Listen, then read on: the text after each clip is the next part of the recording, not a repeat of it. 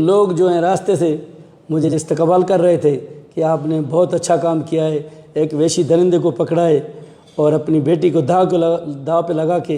तो मेरी यही कहा कि भाई हम सिंध के लोग हैं, मेहमान नवाज हैं, वो 10 दिन हमारे घर में रही है, रोएगी, हमारे सारा ख़ानदान में मर जाए तो मैं इसको नहीं छोड़ूंगा। 31 तारीख को ये तबस्सुम बेगम आई थी मेरे थाने पे, तो वहाँ मेरा बड़ा मुंशी हेड मोरर बैठा था।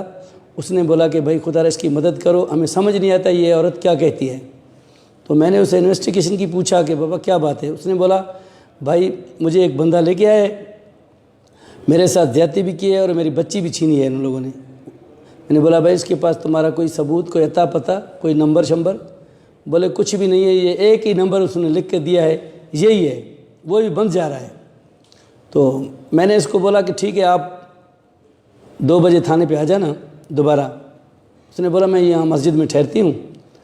तो ये औरत चली गई, मैं भी चला गया, मैं शहर में चला गया। घंटे डेढ़ के बाद इस औरत ने दोबारा मुझे कॉल की कि भाई मुझे मस्जिद में भी सोने नहीं देते, मैं कहाँ जाऊँ, यहाँ मेरा घर भी नहीं है, तो मैं क्या कर सकती हूँ। मैंने बोला आप इधर थाने पे आ जाएं, मैं आता हूँ उधर। जैसे वो औरत आई मेरे से पहले, तो हेड मोरर ने इसको बोला तुम उसी के घर चले जाओ, वही तुम्हारी मदद कर सकता है। एक सिपाही उसको साथ देकर उसने मेरे घर में भेज दिया औरत को। जब औरत मेरे घर में आई तो वो उधर रो रही थी। तो दोबारा मुझे बच्चों ने कॉल की कि भाई ये औरत आई है, एक रो रही है, इसके साथ बहुत जुल्म हुआ है। उसने पूरी हमें कहानी बता दी है, सुबह भी रोती थी, शाम को भी रोती थी। तो मेरी बच्चियों को बोलती थी आप कैसे बच्ची हैं, मेरी बच्ची भी ला दो। मेरे छोटे छोटे बच्चे थे, उनके साथ वो कह रही थी। तो मेरी बच्ची ने बोला, मैंने इनको जो बोला कि भाई तुमको ये करना है, बोले बाबा आप इजाज़त देते हैं तो हम करेंगे। फिर खैरुल्लाह का नंबर खुला हुआ था, जिस नंबर पे मैंने चेक किया तो खैरुल्लाह के भाइयों का नाम आ गया उधर। उनके सिमों का नंबर निकाला। फिर खैरुल्लाह के भाई से मैंने बात की कि भाई मैं एरिया मैनेजर हूँ, कि फलात प्रोग्राम के आपके 50,000 हमारे पास आए हैं इस नंबर पे, ये शनाख्ती कार्ड नंबर है, ये मोबाइल नंबर है, आप हमारे से ले लें। तो उसने बोला मैं सर बाहर हूँ, 1-2 दिन में आ जाऊँगा। मैंने 2 दिन उसकी वेट की। तो 2 दिन के बाद फिर ये मैंने उससे बात की। बोलता है ऐसे ही 25,000 तुम रखो, 25,000 हमारे को दो। मैंने बोला ऐसे नहीं होगा, आपकी थंब चाहिए, मुझे शनाख्ती कार्ड चाहिए। रखता तो मैं 50,000 रखता ना, तेरे को क्यों बोलता कि तुम ले जाओ। तो आप आ जाएं, आपकी सख्त ज़रूरत है हमें, जब भी आ जाएं, लेकिन जल्दी आ जाएं।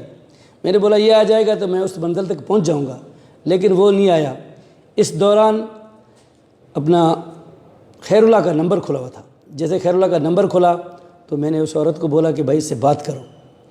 तो खैरुल्लाह से बात की कि भाई मेरी बच्ची दे दो और खुदा के वास्ते। खैरुल्लाह ने इसको बोला कि तुम्हारी बच्ची मेरे पास नहीं है, उसके पास है। भाई उसका नाम जाना पहचाना न, अपना नाम बता रहे थे ना पता बता रहे थे।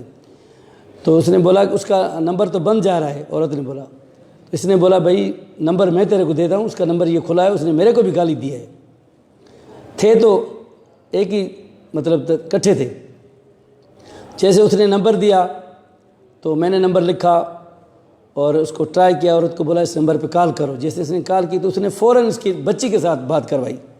मैंने बोला ये तो इकट्ठे बैठे हैं, एक बंदा नंबर देता है तो दूसरा बच्ची से बात करवाते, तो एक ही जगह पे है। तो मैंने बोला, बच्ची ने झटके में बोला मम्मी मुझसे बहुत इन्होंने ज़्यादती की है, मैं तो मर रही हूँ। तो इसको बच्ची को दोबारा इसने मारा। बोला ऐसे नहीं बोलो, बोलो मेरी तबीयत ख़राब है। तो मेरे बच्चे रो रहे थे, बोलते इतनी ज़्यादती की होगी तो ये बड़े ज़ालिम है। मैंने बोला ठीक है कोई बात नहीं। उससे बोला, फिर खैरुल्लाह ने बोला नहीं, वो क्या नाम है अपना रफ़ीक ने बोला कि औरत ला के दो तो तेरी बच्ची वापस करूँगा मैं। मैंने इसको बोला तुम बोलो कि 2-3 सब्र करो, 2-3 दिन, अभी मेरे से औरत तो मिलेगी नहीं, मैं कराची में हूँ। ये बोलता है मैं भी कराची में आया हूँ, जना में हूँ, तुम किधर हो, तेरी बच्ची को बोला मम्मी हम भी कराची में आए हुए हैं। इसने बोला मैं तो कराची में हूँ लेकिन आप तो मुझे नज़र नहीं आ रहे। तो उसने बोला जब तक औरत नहीं लाओगे बच्ची नहीं दूंगा, तेरे को भी मार दूंगा, तेरी बच्ची को भी मैं गला काट दूंगा। तो मैंने बोला इसको बोलो कि 2-3 दिन सब्र करो, हम कहीं औरत देखें। फिर मैंने बंदोबस्त किया, मैंने कहा लेडीज़ पुलिस ले आऊँ, घर में रखूँ उसको, ताकि ये काम वही कर सकती है। लेकिन लेडीज़ पुलिस मुझे नहीं मिली। बस मैं ये तय कर दिया कि बस अपनी बीवी से बात की। मैंने बोला ये तुम्हें कारनामा करना है। उसने बोला इंशाल्लाह आप बोलते हैं तो मैं कर दूंगी। बीवी से क्या बोला था? मैंने बोला तुम इसके साथ बात करो, इसको दिलासा दो, इसको जाल में फंसाओ, जैसे वो बोलता है तुम ऐसे करते जाओ। इस औरत ने बोला कि भाई 3 दिन के बाद बोले वो औरत मुझे एक हाथ आ गई है, वो नौकरी के लिए तैयार है, तो वो बहुत आपकी तारीफ़ कर रही है कि आप अच्छे आदमी हैं। उसने बोला ठीक है, उस औरत से बात कराओ मेरी बीवी ने उससे बात की। बोलता है हेलो जानू, क्या हाल है, खुश हो, कैसे हो, कहाँ पे हो? मेरी औरत ने बोला कि मैं कराची में हूँ। उसने बोला ठीक है। तो दोबारा बंद करके फिर उसने रिंग कर दी दोबारा। बोलता है तुम अपना नंबर दे दो। मेरी बीवी ने बोला भाई नंबर तो मेरे पास नहीं, मैं तो गरीब हूँ, मोबाइल होती तो तेरे पास नौकरी तो नहीं करती ना, मैं तो नौकरी के लिए तड़प रही हूँ। बोला तुम्हारी उम्र कितनी है? बोले उम्र मेरी 22 साल है।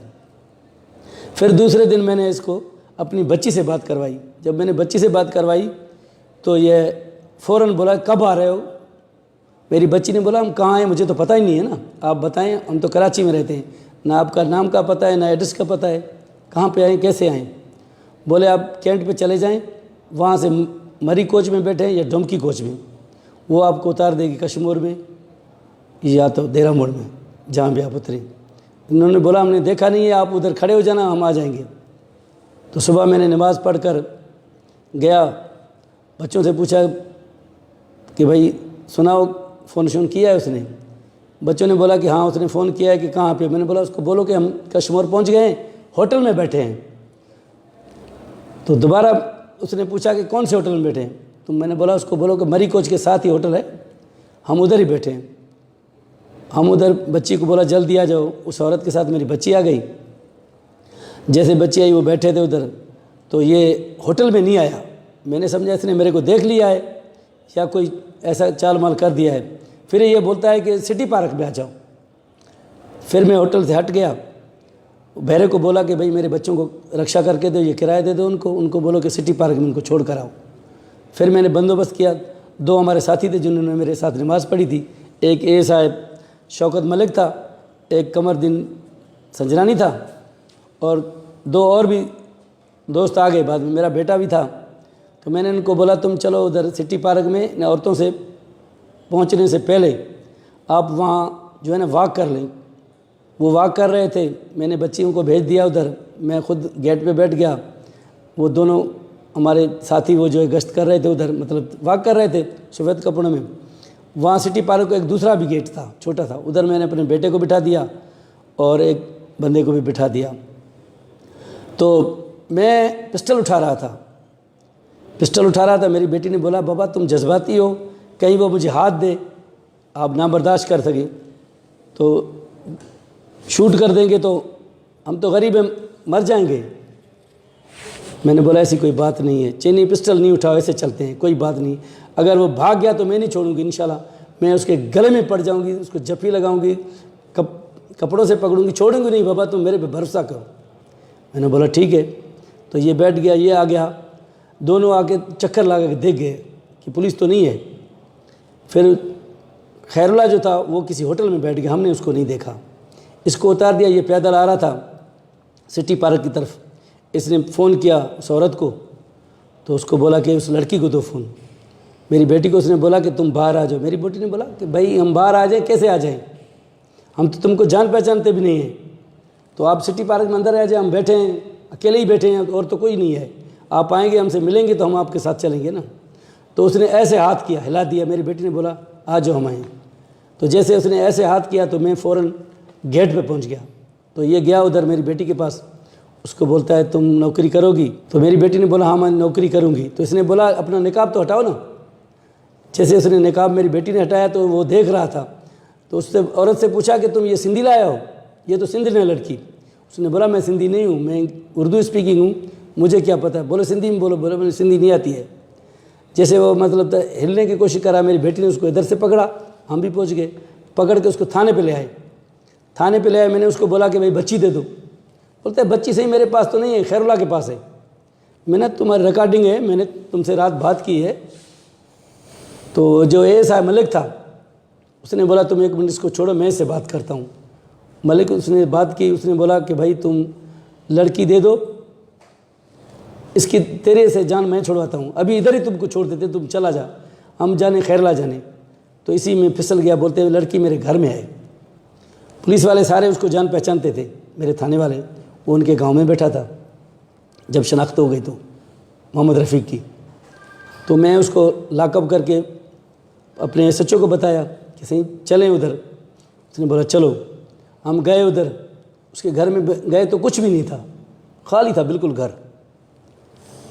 इस औरत ने बोला कि इस कमरे में इसने मेरे साथ ज़्यादती की है, इस कमरे में मेरे को, इसमें कमरे में मेरी बच्ची को इसने बंद किया था। तो हमने कमरे सारे चेक किए, वहाँ कुछ भी नहीं मिला। एक गंदा सा कपड़ा पड़ा होता था, गिंदी पड़ी थी जिसमें वो बच्ची लपेटी हुई थी। तो वो बच्ची खौफ की वजह से हिली ना, तो हमने देखा कि यार इसमें क्या है। जब हमने उसको देखा तो उसमें बच्ची थी। उसने बोला यही मेरी बेटी है।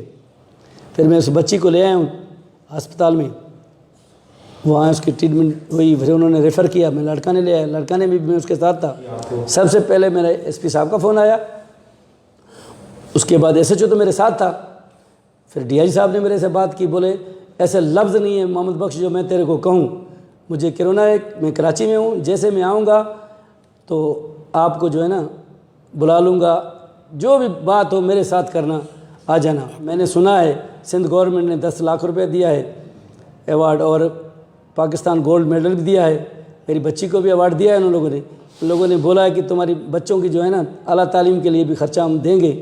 मैं यही कहता हूँ कि सिंध पुलिस अच्छी है, लोग हमें गलत निगाहों से देखते हैं, हम बहुत अच्छे हैं, आप अच्छी निगाहों से देखें ना, हम तो आवाम के नौकर हैं, हम तो आपकी खिदमत करते हैं।